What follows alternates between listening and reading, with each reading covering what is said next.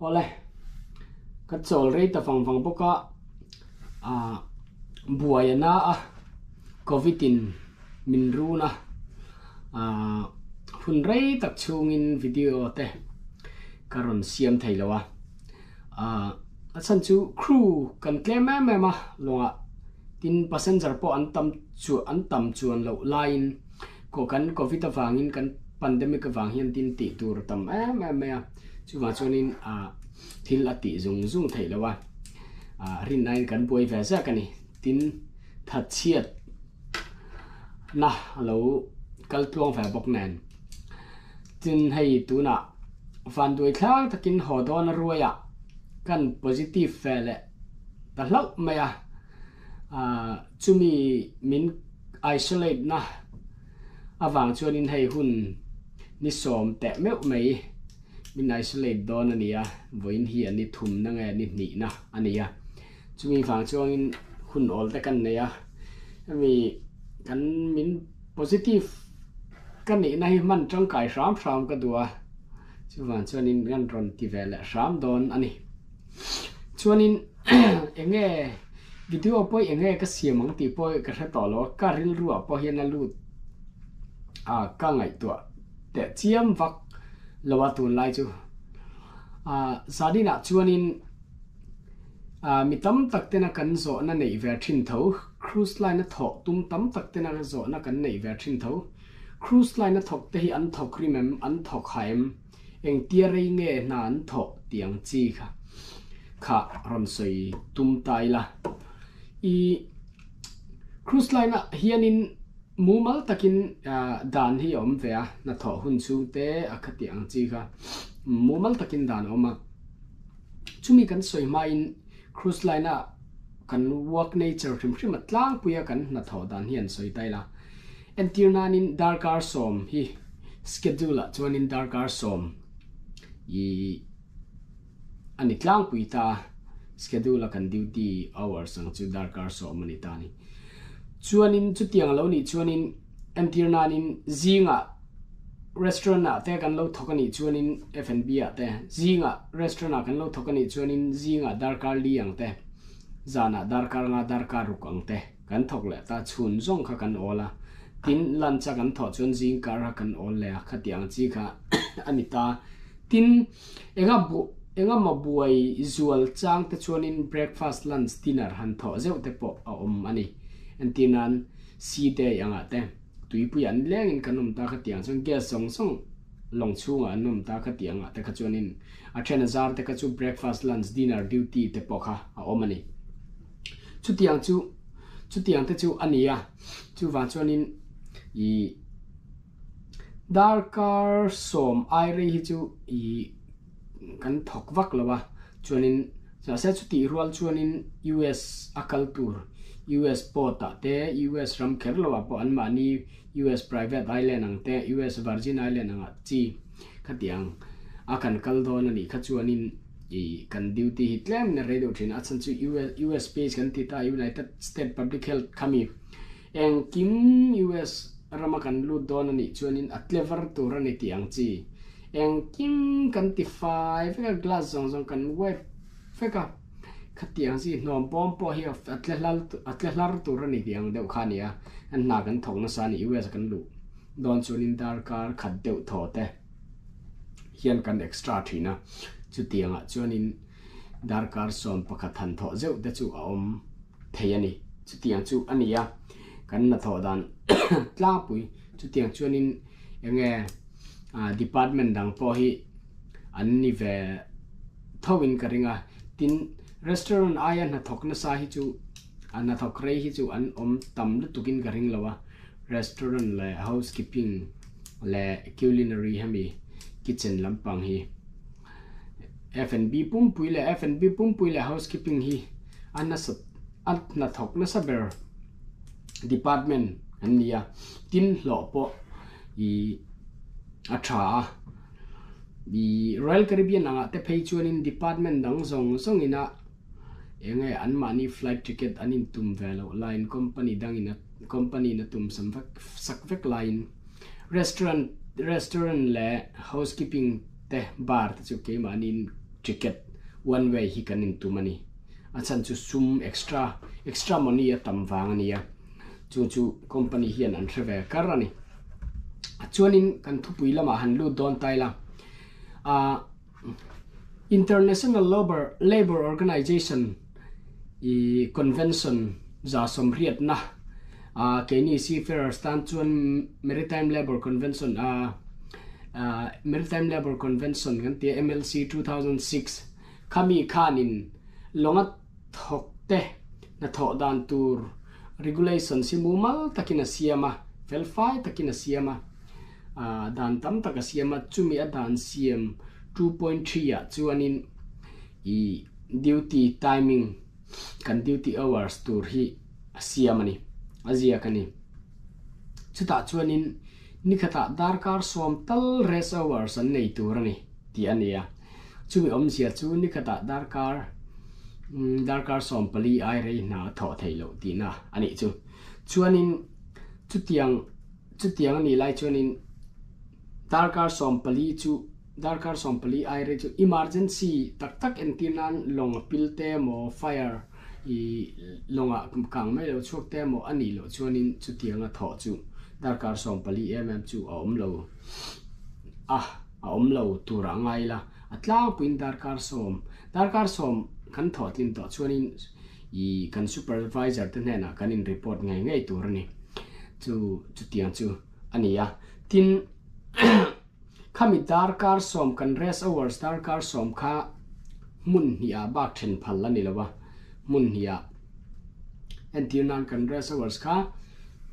darkar nga po then phal la ni lawa darkar ru pakhat jo kha darkar ru katling ngai turani kan rest hours kha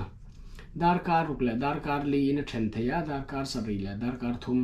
darkar re le darkar ri le darkar ko le darkar khat le afula rest stop darkar som rest stop khatiang khan an siam thei ani chuanin chumi lo le chuanin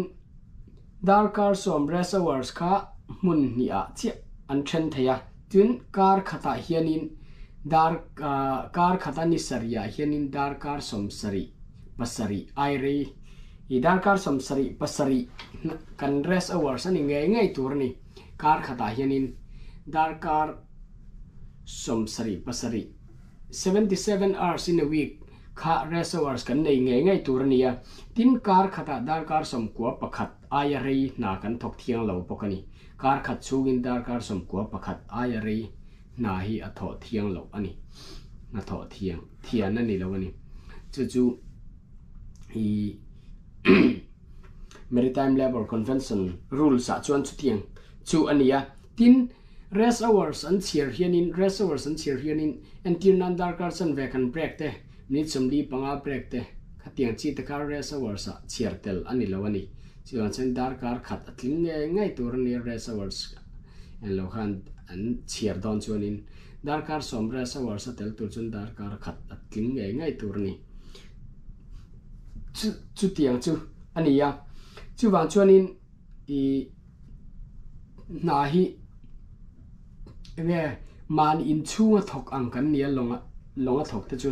long chunga kan oma long chunga room kan nei ngala engkim chu wangin darkar som lo duty te kha chu arei lu tuk lawani etinan hundang waste Mambaya te hotel ate kan thoka ina tang kan kala ina tang kan kalchung darkar chan ve minute somli panga lo le ma khatiang chi kha aom lo chu ba chuanin hun pai hi om vak lawa kan duty timing a kan kal to pa a huna kan hola to pa khatiang khanin na arei tuk lawani chu ba chuanin darkar som duty hi unsplit a him jiga darkar li te zana darkar rukte khadiang khanin in restaurant thok phei chu zinga entirnan mun sang jingkar chon breakfast a de chonin mun sang de kan lo thok teita zana chon atlang puin dining room a thok chu dining room a de kan lo thok ta dining room a chonin timing om vak lo ta guest chua ma la kan zo ma ni me ya ma ni guest te kan zo ma la kan zo ma ang khanim ani meita atia chu wa chonin darkar riat ang lek po hin khata atho ve thei tho boka chuanin darkar som ai rei po kan gas te nan zir lo chuanin a tho vela thei tho bokani chu tiang chu ania na tho dan tlang pui department dang po an ni ve tho anga tin lo khang kha kan na tho dan hun chu ang chu lo ni ta se a ha thla kem ti hi mizo te a chuanin na zong re le a na chung chang so re na an zo ma sak ber chu e za nge lo ti le a ha thla kem ti hi anita na hi chu a ha thak tian omanga a ha thak ti lo po an thawanga a chan chu li ain ang lawa long po ain ang lawa long thrim company sang po ain ang lawa en tirna in Royal Caribbean anga te chuanin tray rit choi te kha alo ngai velo ta ni en tinan company dang song a tray rit choi te alo ngai ta en tinan mani order lak mani plate lak order appetizer plate te main course plate te par pasari som chuang te kha tray a ken te lo ngai chang te lo om ta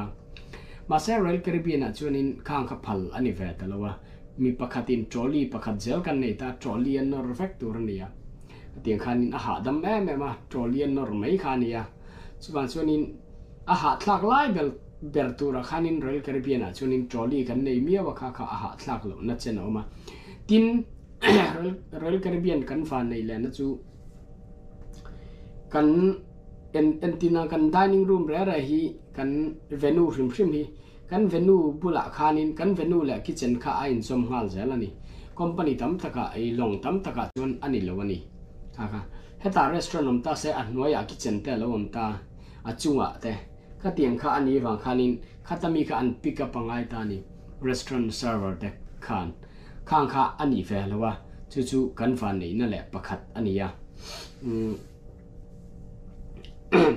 a ha thlak ko nga chuanin khatiang arit choi lai taka kha a ha thlak lai tur nia kan ngaya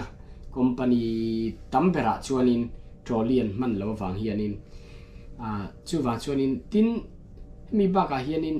Royal Caribbean apo hianin han enga mo buai na chang ve te chu om ve thawa nia guess han tama han lim puat ang chi te angai ve thaw ni station lian deuh ran thei chuanin enga lim ve puat ngai chang hi ha om mani chuwan chuanin i thil ha thlak lutuk ni lo ma sangin enge a thokate an tui chuanin a ha dam ani maya a thokate tui lo bok an na thiam lo bok phei chuanin i ha thlak viau turani chuwan chuanin i a tui chil ve do hlek hi angaya tin experience lo ne lo thiam a kaida riat ve do hlek ang chi te po aniang chu a poimo thaya ten keima experience atang chuanin enge a ha thlak ti na vak hi ka nei lawa longa hi chuanin a chan chu thingtlang mi te kan lo ni wanga mani thingtlang a seilian te kan lo ni a i kan na ram tak ta kan lo thok ve thina chuwan chuanin keniang thingtlang mi tan chuanin hetiang esi hnuaya tho te chu an enge amazon tak chuanin ha thla lo ve ta kani ruasur ni sa no ruasur noya kan nu le pa te ni tin kolan ni chok chira an tho thin ki ma ni min chom na nan lo tho thin kan tan liu an lo tho thin ta ngai tu chuanin nep ta kani ti hi ka chianga tho si kai tu rom lo wang vat kai tu rom lo tiang e si noya ruasur do ngai lo ni sa do ngai lo mo a tiang noya khanin kan thoka tin anom le na ma chu khovel ram sang kan zina jing tin de tho hian ram danga kan thowa ka tiang kha I ania interesting zonga aphur zong ngai tu chuanin enge ngai tu arang chuanin enge a ha thlak lawani chu wang chuanin longa tho hi chu enge mitam tak mi so thalai la tum mek te la kal tum te tan po lo ni ta se a ha thlak ran lo ti kha survive thailo na tu rom lo ti hi ka ngai dan ania tin lakal tum te le lakal la join ve tum te po kan la om zelanga la ron tho ve longa tho ve la ron tum zel ula ti po han kan som du bok chewa zona kan thupui ber khanin enge a ha thla kem an tho arimem ti a khat a chan na ber chu ha thak ran lo ti na ti ka chan na ani chu ka hitlanga ka ote diglo de la ka hei ka covid positive mek kani boka chu wa chuanin in lo vak lo nan ka bu de nuaya amero chu rei tak chol to aya kan tia tam takina then khatina hlok puina kan lo nei tho takin tin kan siam vela zuai ani e kalome